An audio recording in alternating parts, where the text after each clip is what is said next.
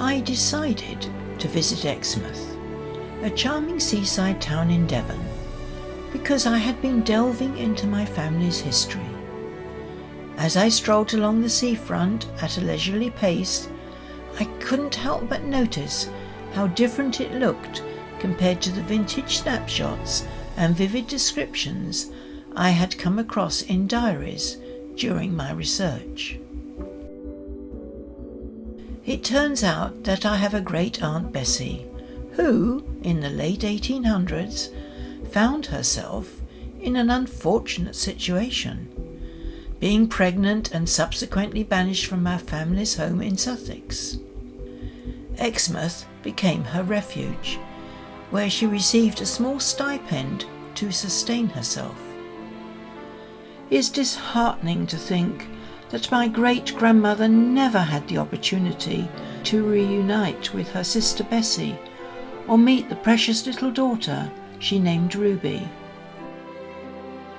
Bessie successfully found a place to stay in a terrace cottage close to the seafront and landed a job in the Exmouth laundry, diligently saving every penny she could.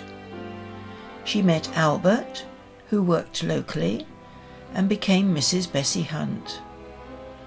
Although they were not blessed with children, Albert was a wonderful father figure to Ruby.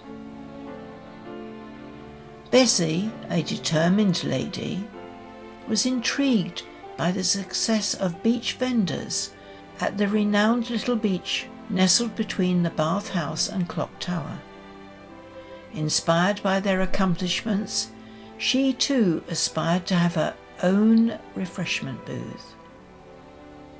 And so, in 1898, Bessie's dream materialised as she set up a canvas tent equipped with a handy primer stove and a welcoming counter to serve the finest freshly brewed tea. Her rent was £1 a year, paid to the Urban District Council.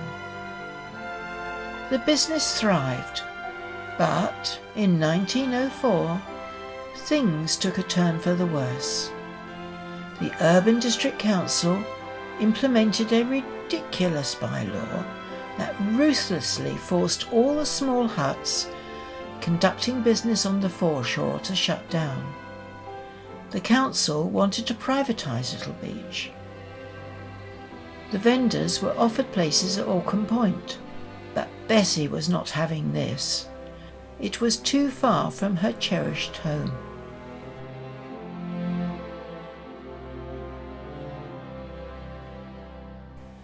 Bessie made a strong argument that as the high spring tides extended beyond her refreshment tent, no one should have the right to claim ownership of the beach. However, she still received a notice and the officials showed up to enforce it. She was arrested and taken to Exeter Jail on remand. Undeterred by these challenges, Bessie took matters into her own hands and reached out to Whitehall and her Member of Parliament, urging them to lend an ear to her point of view. After enduring 21 gruelling days, Bessie finally earned her permanent spot on the beach. She was set free and handed a 6 penny rail warrant to return to Exmouth. Interestingly, she declined to use it and kept it so that she could have evidence of her triumph. Whilst Bessie was in jail, Albert made sure her tent was safe, so Bessie was able to start selling her teas again. The council increased her rent, but not one to back down.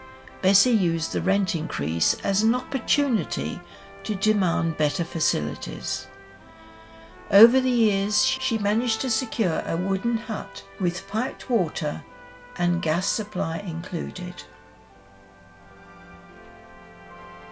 Bessie diligently opened her refreshment booth at 6 a.m. every day to welcome her visitors. It was only when Bessie turned 70 that she decided to relinquish her lease on number 1 hut. she thought it time to retire and devote more time to her beloved family. But that's not the end of my story. After digging deeper into Great Aunt Bessie's family tree, there is a surprising revelation. It turns out there is a great great granddaughter called Louise, who not only lives in Exmouth, but runs a very successful cafe. There's now a strange blend of excitement going through me as I make my way towards the cafe she runs. My heart is beating so fast in anticipation of perhaps finding that final missing fragment of our family's extraordinary tale. I do hope she's there.